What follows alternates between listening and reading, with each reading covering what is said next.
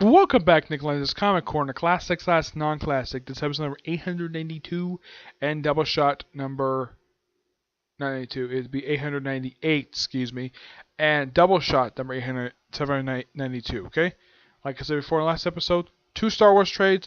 One is the final trade of an ongoing series. The other, of course, is a collecting mini-series. First up, it is Poe Dameron, Volume 5, Spark, The Spark and the Fire. Collecting issues 26, 31, and number 2. Charles Shaw writes the regular issues for the series. Jody Howells writes the annual.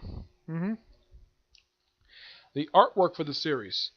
The main series, the artwork is done by Angel Uzuna, who does all the issues. Phil No does the cover art for the main issues. The annual, the artwork is done by Andrea Barcudo. And the cover artist is done by Rod Reese. I'll talk about Poe Dameron's artwork when I talk about my final thoughts on the series. Yeah, mostly put for the first 3 issues in here.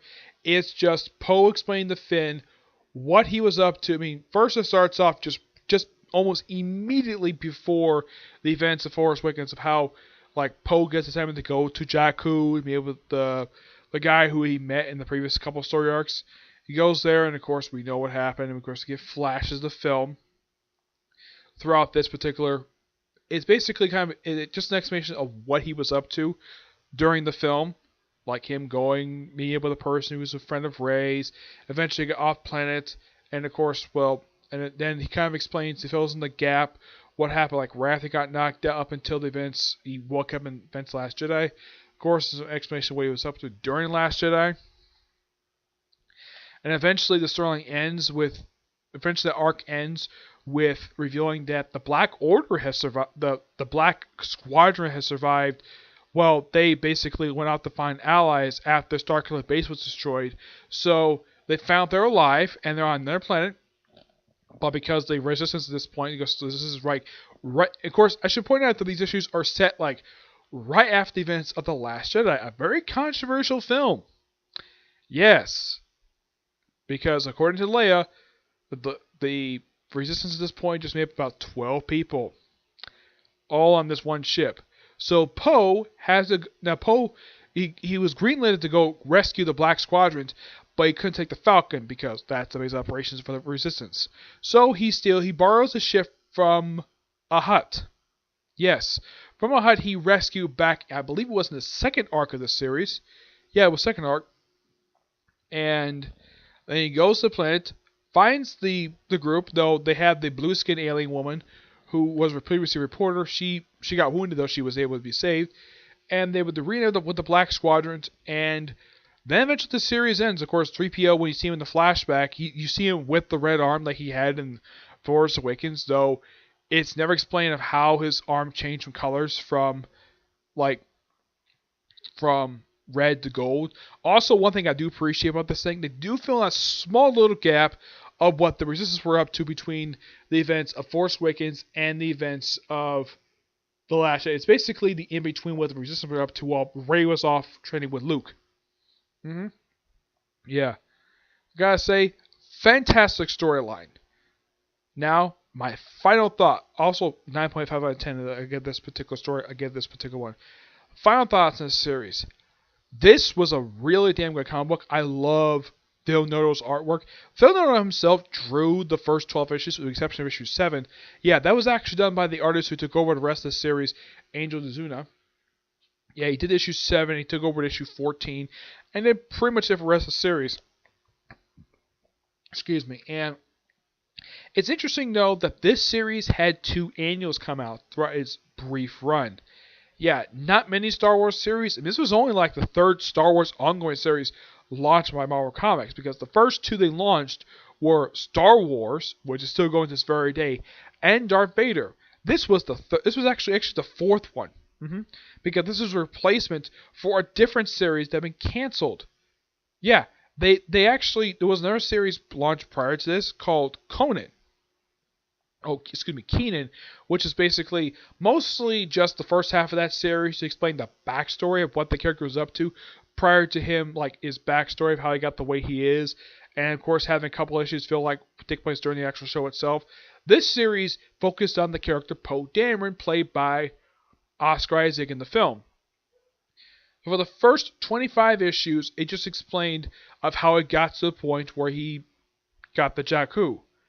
And I'm sure the show was like, okay, we got to the point we found the character that he meets up with the film, because apparently it looks like he knows him, and then we start out with this trade, him just going off the Jakku, and then sort of a recap of that film and The Last Jedi, plus also filling in some gaps in between Force Awakens and Last Jedi, because the other thing was to explore between the events of Last Jedi and Force Awakens was what Captain Phasma was up to. This book was the second book to do that. And gotta give high praise for that. And also, I'm sure a lot of people really love Filino's artwork, especially for this series. It's very movie poster-esque. It looks like a movie poster that Drew Schwarzer, the Scar, I think it's around the guy's name. He's a classic movie poster artist who drew a lot of movie posters, stuff like Back to the Future, Jurassic World. He did all the Star Wars films. I don't know if he did the I think he did do the recent films. I don't know if he did, but he's done the original 6. He's done a ton of posters over the years. And if you want to think of an actual person who got a lot of posters right, it's Nostalgia Critic. And he was actually contacted by the artist, and he was told he was actually quite surprised he got a lot of his posters right. I actually own one of his posters. I own his Back to the Future poster, the first one. Yep. So that's that. Really damn good series. Sad the series go, and this ended the same time as Scholl's run for Daredevil, and also ended his Darth Vader comic book. It seems like Scholl was trying to everything from Marvel, because currently he's doing nothing. Yeah, he's not currently in any assignment right now, which is kind of weird. I mean, the only reason why I think he got this series was because the Obi-Wan Anakin series was actually probably a big financial success for Marvel. They probably loved what he did with the series. That's the reason why he got Poe Dameron. And eventually, he got the Vader comic, which was really damn good. I thoroughly enjoyed that thing. Can't wait for the final trailer that collects the recent run for that come out. So I got my final thoughts on that series. That'd be on Fortress Vader.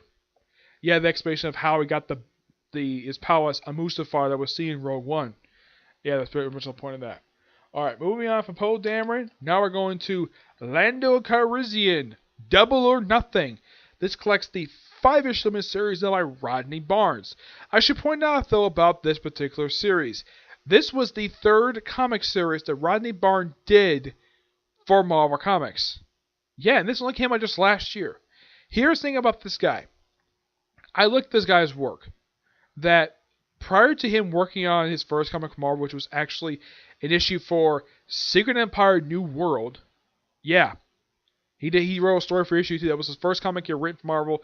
And then he did the short-lived Falcon ongoing series that came out right after Secret Empire. Then he did this miniseries. And currently he's doing miniseries. I think it's for Action Lab. I think. Either Dynamite. Yeah, he is working at Many Comics. I looked him up. Apparently, he worked on original graphic novels prior to doing stuff at Marvel. The guy is a really damn good writer. I really wish he got a lot more work than he did. I mean, his first book came out roughly 5 years ago.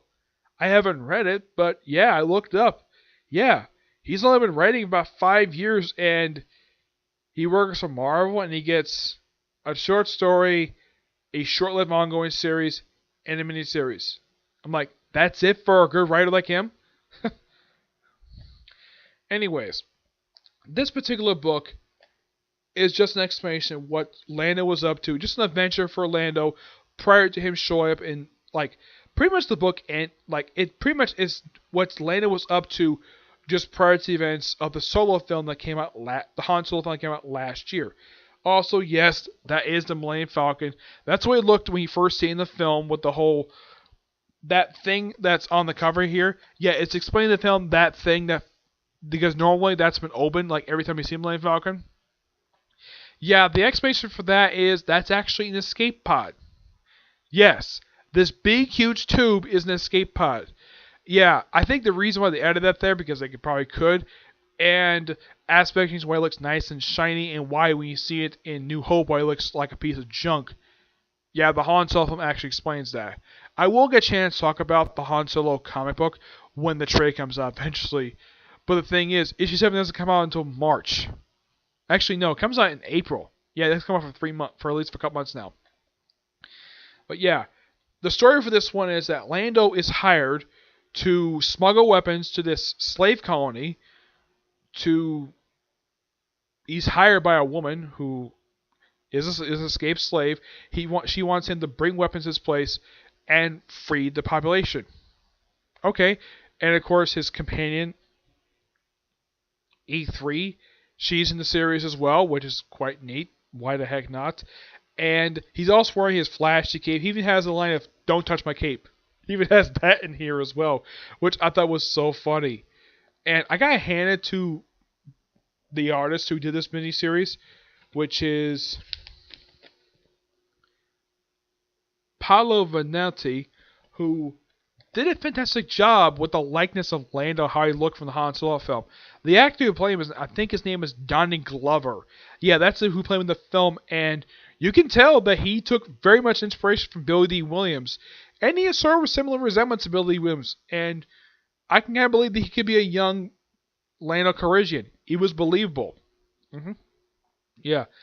This overall was a really fantastic series to read, and the book ended like with him, like just prior to first seeing him in the Han Solo film. So this is like directly before Han Solo. Yeah, this was released. I think the first issue came out just prior to the release of the film, but mostly put just information what he was up to. But yeah, this is actually a really good miniseries. I give this book a 9.5 out of 10. I really wish Rodney Barnes would get a lot more work than he did, because this is only the third book he's ever done for Marvel. Yeah, third. The Falcon book, like, Marvel gives Sam Wilson his own ongoing series as Falcon, and then they axed after 8 issues, probably due to low sales. Yeah, as far as I can tell, I've never heard an explained reason why the series ended, but low sales is a possibility. Though, I got to hand it to him. He wrote Lando, quite interesting. I really wish he would do another series, because I love this guy's work. But I don't really get why. Oh, also, just by sheer coincidence, both Lando and Sam, both black. Yeah, what is with Marvel giving him characters who are black? It's kind of the same thing with Christopher Priest, where a lot of the time over the years he was giving books where characters are black, and there was an explanation of why he took Destro, because he wasn't black. Yeah. I don't know if it's racism or just... I don't think it is. I think it's mostly just by sheer coincidence, and probably because he's a damn good writer. That's just my opinion anyways. Yeah, he's one of those writers, in my opinion, who should get a little more respect, and actually a lot more work.